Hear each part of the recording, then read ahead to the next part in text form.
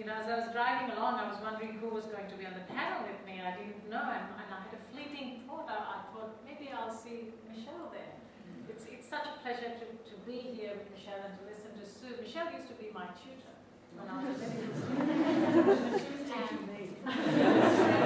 And you know, Michelle is quite legendary because the saying is, you know, if Michelle could fail, then it's okay to fail. Because Michelle remains a legend, and she's been 5-10 steps ahead of me the whole way, including today. So she's basically taken my call. So here I don't have any slides, and Michelle has said a lot of what it's interesting because these are the sort of things that I often reflect on, and so because she has said touched on a lot of points that I was going to, I'm going to try to talk a little bit about some different issues. But I did want to touch on the point of resilience, because I think resilience is particularly important. And I remember a couple of distinct instances of failure in my own life. And the very first one was when, as a first-year medical student, I got one of my initial exams back, and I had a 65, which was a mere credit in those days. And I thought that life had come to a standstill. I had never, ever gotten 65 in anything in my life. And I remember being devastated. And then this was year 1, first semester, then I got used to it. Eventually, if I didn't fail, it was fine. But I remember what a shock it was to think, and as someone else alluded to, Chris, I think, said, you know, when you realize that you're not the smartest of the lot, you're not the best looking, the smartest, the most gifted, the most natively talented. And I think there's a lot of truth to that. So I think, you know, I think firstly what I would like to say is that I really do think medicine is a wonderful, wonderful profession, because I've always thought it's more than a profession. It's actually a vocation. And people who pick medicine choose to do it because they care about other people. And time again, when I've interviewed medical students, as Michelle has for a much longer time than mine, there's a constant theme that comes across. Why do you want to study medicine? Because I want to help people. It's the commonest, and I think it's actually very deeply felt. And so, you know, wherever you are going to go from here in your career, I think one thing will be true. Part of your identity is related to helping people. You may not all end up becoming specialists, super specialists. Perhaps some of you might not even become doctors.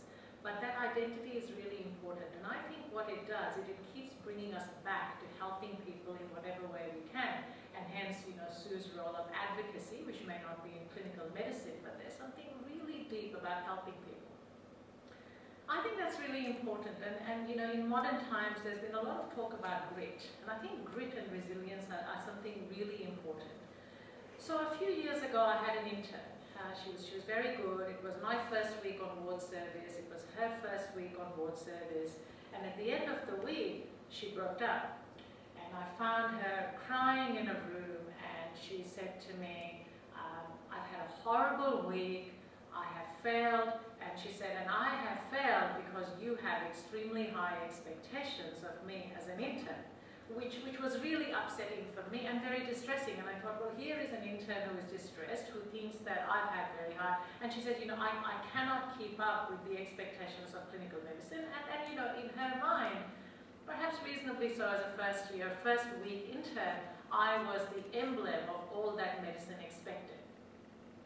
And so we sat down, and you know, and I said, well, I would reflect on that. And we pulled together, and she was okay for the rest of the term, etc. But not to my surprise, I found out that within a year she had left medicine. And she had left medicine because whichever consultant came on and whichever rotation she did, she always found that she was failing.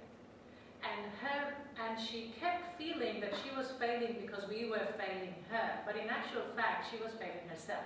She had set herself such enormous and unrealistic expectations that no matter how understanding the rest of the crew was going to be, I think if you set yourself to fail, and if you don't accept that come 5 o'clock, your job will not be finished, your patients will not be neatly tied up, some of them will die despite your best expectations, people will be upset with you, the nurses will be short with you, and then somehow somehow it all does pull together and it's a wonderful job, but I think if you just pick out all those things, I think you're going to set yourself up to fail. So what happened was that she ended up leaving medicine, pursued a degree in something like public health, did very well and excelled.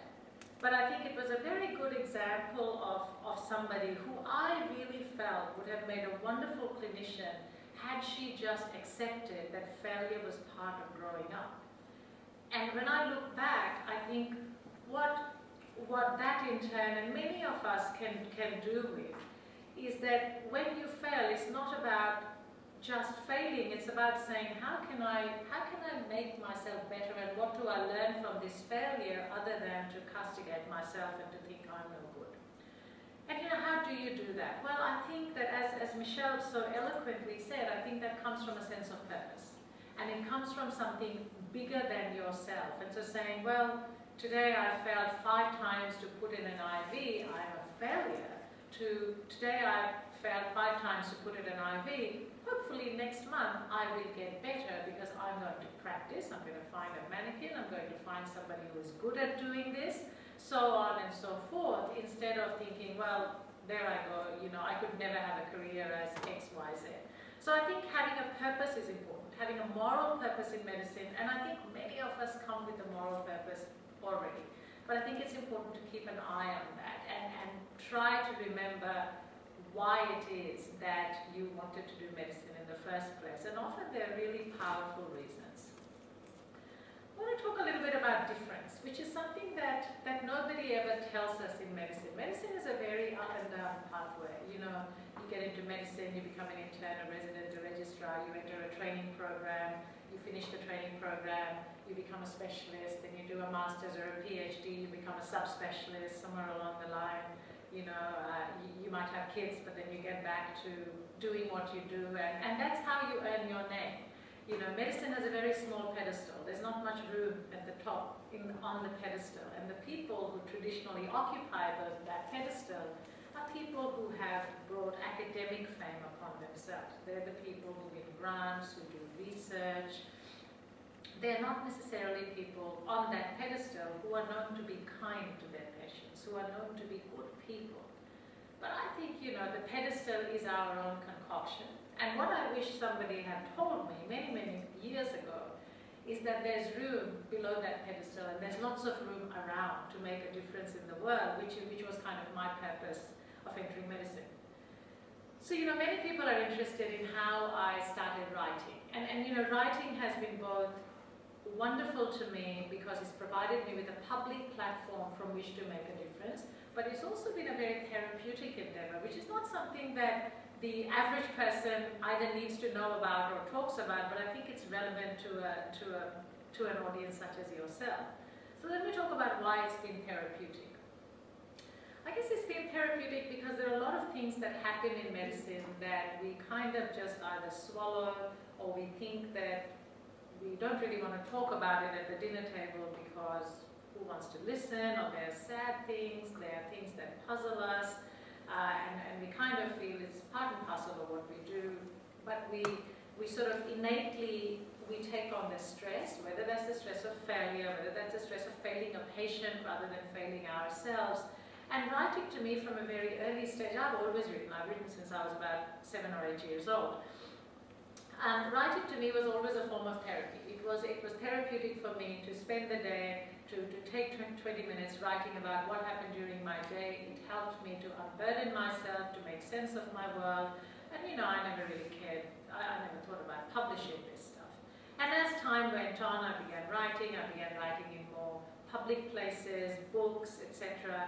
And the reason I keep writing at the end of the day is still to steady myself, and everything else is secondary. And so what I would really encourage you to do is to think about something like that. Writing is my anchor, and it's very, very secondary to me that I publish a book or I write at The Guardian. And as I keep saying, I think when you look at someone's edited self, such as their CV, all you see is a collection of their successes. What nobody sees is that I've written for 20 years without ever getting published. I have knocked on more doors than I care to think about, begging people to let me write, to publish them. And I kept writing, and I kept writing because I believed in the purpose of writing, which was separate from publishing. So when publishing comes along, it's kind of, you know, it doesn't define me. What defines me is my writing. And I think all of us in life need to find an anchor. And whether it's your art, whether it's your music, whether it's church, religion, friends, but we all need to have a way of defining ourselves with a sentence that's not, I'm a doctor. So I am a what? Okay? Because one day you will stop being a doctor. If your identity is very strongly connected to being a doctor, and all your self-esteem and all your pride comes from being a doctor, you will lose that one day and you will become irrelevant. So it's important to have another anchor.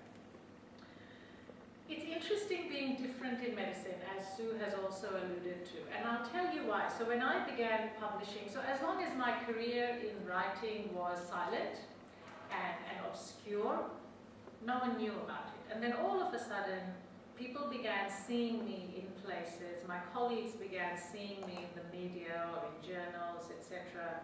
It was interesting. As long as I was publishing in the medical journals, the response was, she's one of us.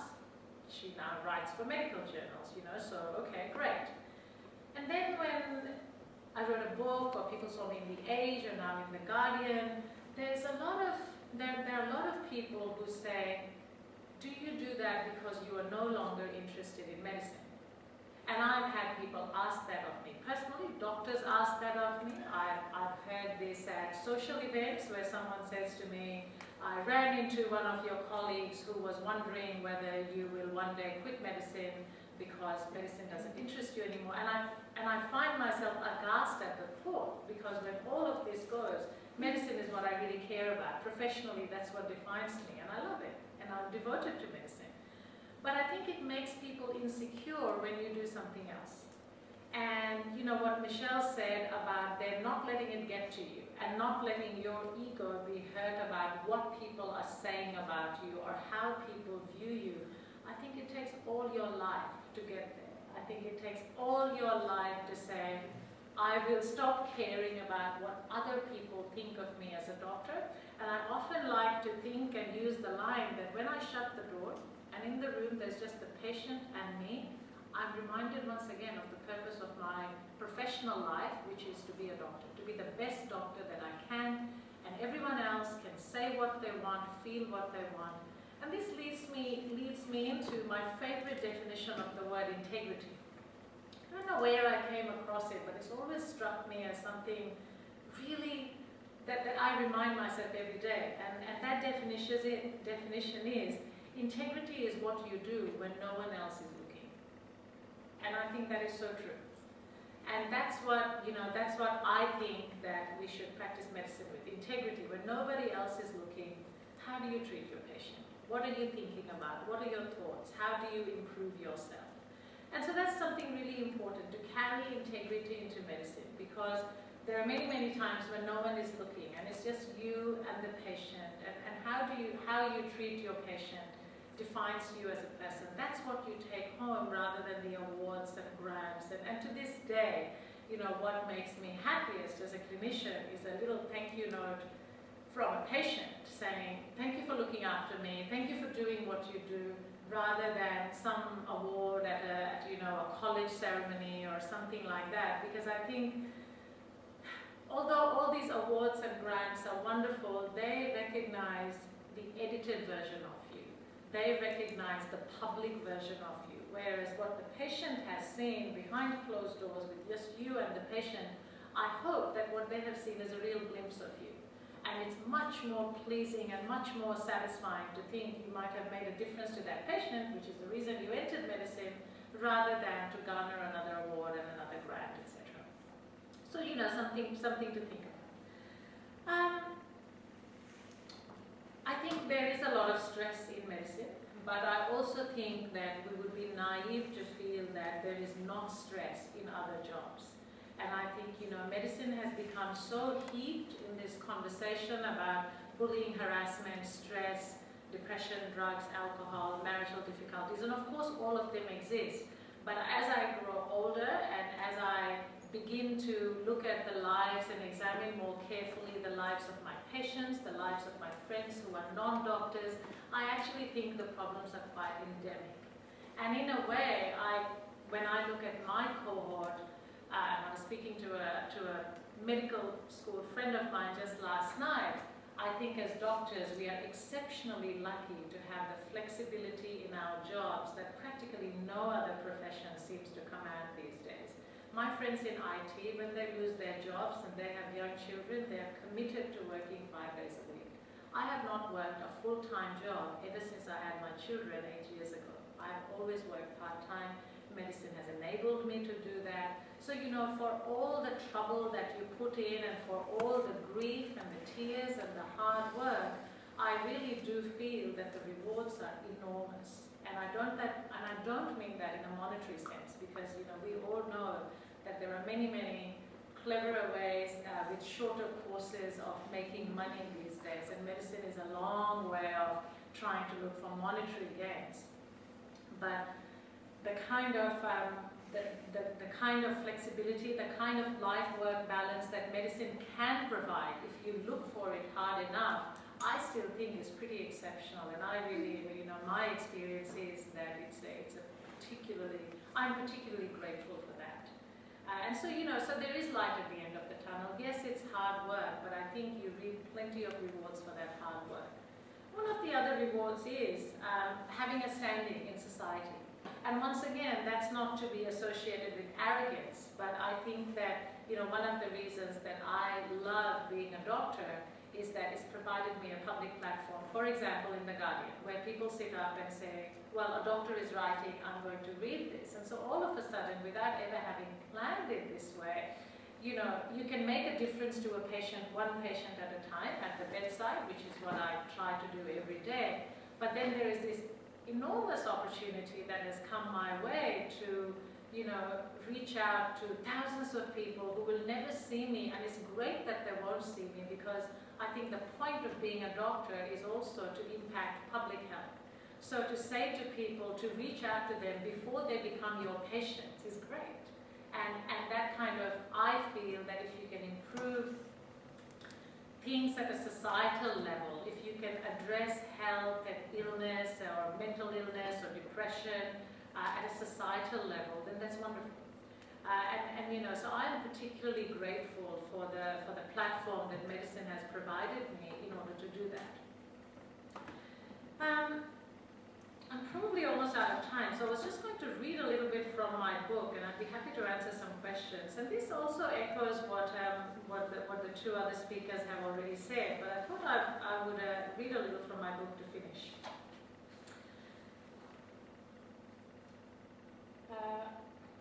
Despite many advances in oncology, a large proportion of my patients succumb to their disease. I wouldn't have thought it, but one of my most cherished tasks is to call their surviving family. I still approach the task feeling tentative, not knowing whether the relatives will choose to cast blame on the disease or the doctor. This fear sometimes leads me to avoid calling certain families, but I'm struck by the surprise and gratitude of grieving relatives for a simple phone call.